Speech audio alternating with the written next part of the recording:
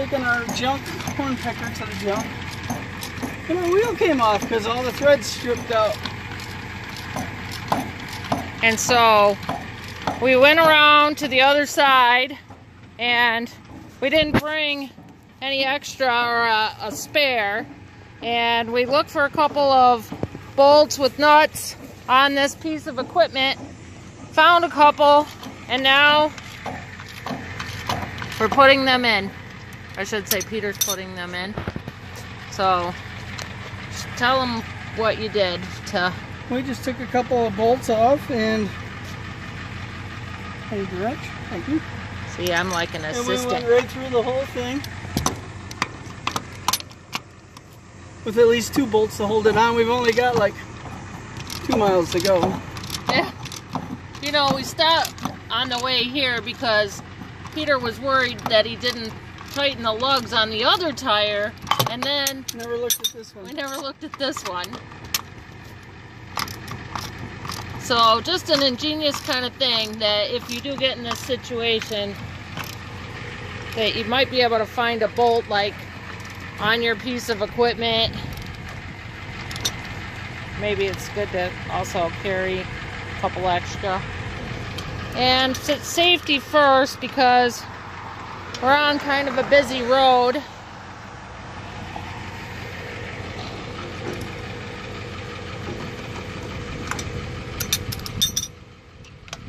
We need another one? No, it'll go with those 2. These aren't going to hold nothing anyway, they just run right off. That's what happened, the hub is stripped, I think. There was only 2 bolts on it. I'll see if this one will tighten up at all.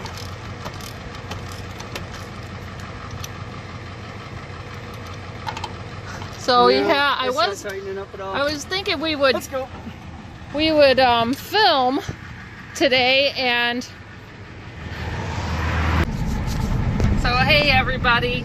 Were you filming the other? I didn't get the other one. You're kidding. No. So welcome back to our channel, and I did get us fixing the nut. Did you? Yes, but I didn't get us talking. So we were fixing the tire rim. Right, fixing the tire rim, and I got that on film. I'll share that with you. I hadn't planned on filming today. I figured we would just take this over to the junkyard, and without a hitch, nothing would happen. But when the lug came off the tire, I said, this is really a good thing to maybe film. And what happened is that we got going down the road with this corn picker to take it to scrap, and Peter said, I'm not sure if I tightened those lugs on that side, Lynette. And right. So our boys had taken the wheel off of one side of it and used it on something. So I had to put a tire on it. Right. So we pulled over and we checked it, that side, and we didn't check the other side. The other side, it's only a 4-bolt rim, 4-bolt lugs in it. And there was only 2 in it, but we're not going up and down the field with it. We were just taking it to the scrap yard. But what happened was those 2 bolts stripped out of the hub. So it sounded like the tire had fallen off, and we pulled over, kind of a busy highway, and kind of fixed it on the fly. Now we were only a couple miles from the scrapyard, but I decided maybe we should film because it is always good to, you know, be prepared in these kind of situations. But if you're not prepared, kind of have some ingenious ways that you can, you know, keep yourself on the road without having to call for help. And this is an old Oliver number 10 picker. They used to be really good. Is it a 10 or a 5? It might be a 5. But anyway, we've pretty much stripped all the parts off of it that were needed or partsable. We have another Oliver just like it that we do run when we pick corn. We haven't picked corn in quite a few years. 2 years now? Yeah, well, if we do pick corn, it's usually for our pigs.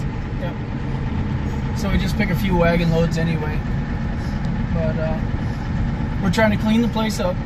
Yeah, since we became YouTube filmers, we really want to clean our farm up. And we watch a couple channels like The Farming Life and The Funky Farmer over in the UK. And We watch the Organic Dairyman out in South Dakota and Gerald Farms. I can name a ton of them that we watch, and we are so impressed with everybody and how they keep their places, and we realize that we've let things kind of go at our farm, and so we're working, and hopefully you guys can kind of see that, you know, our farm looks cleaner, and we apologize for being so messy. Yeah, things always seem to come in and nothing ever goes out. Well, this is one of the days when it's going out. I will tell you, the truth is that my husband was raised by someone who lived through the Depression and instilled in him that there's always a time you may need something. So we save everything, huh? Yep. Now, I was raised by someone who was in the military, and we traveled around, and we didn't really travel, you know, all over the country, but we didn't keep a bunch of stuff. So kind of two different backgrounds, but anyways, we've made full circle, so we're cleaning up, huh? Yeah. And someday maybe we'll take you through my dad's barn. Oh yeah. You know that Johnny Cash song, One Piece at a Time there? Where all the parts that he has in his barn of different automotive parts and truck parts, equipment parts, and he'll take it off. He won't save like the whole piece of equipment. He'll take something important off and he'll tag it and he'll hang it up on the beam of his barn inside the barn, or hang it on the wall.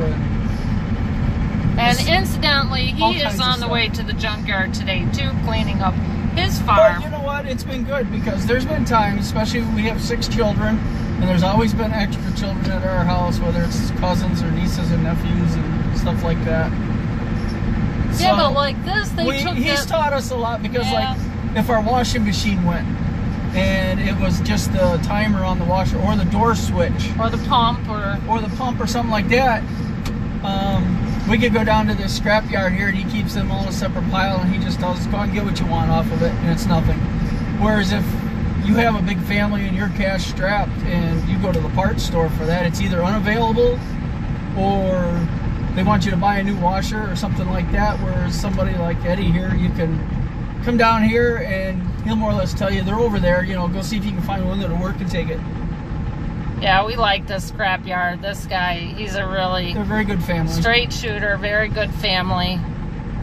And, okay, so we're here now, and I'm going to turn this off or turn it around, and I'll get back with you once we get out of the scrapyard, and we can kind of talk about what we sold. Okay. Okay, so we just got done weighing that corn picker, and it weighed $1,740 or 1,740 pounds. I don't know what I was saying, but anyway, so scrap is $165 a ton, and we got $128.17, but we scored because we cleaned up the yard. Well, we cleaned up the pig pen. That was in the pig pen. So anyway, it was a good day. You guys have a great day. We're going to get back to work. We got to get home and milk our cows, but we'll try to get some footage as we leave.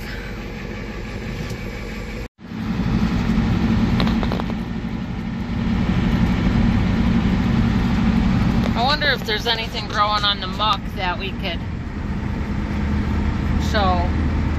You know, can you pull down there? So over here by Eddie Arnold's, there is some muck ground, and muck ground is kind of like bottomland that's where it used to be maybe creek bed, or it's like a bog or something. Or it's like a bog, but it's really dark black rich soil. And no rocks in it. And they grow a lot of onions over in Elba, New York. That's all on the muck. So it says it's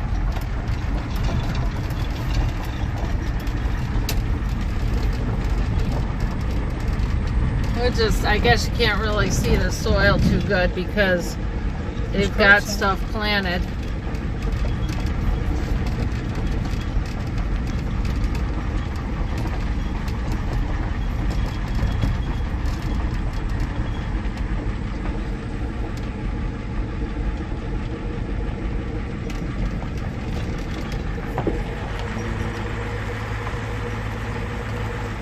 We're really not supposed to be down here, but this is really cool.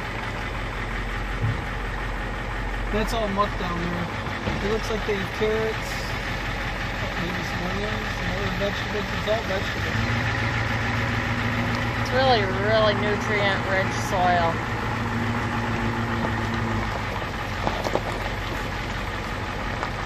And we've been meaning to show you this for a while every time we come over this way.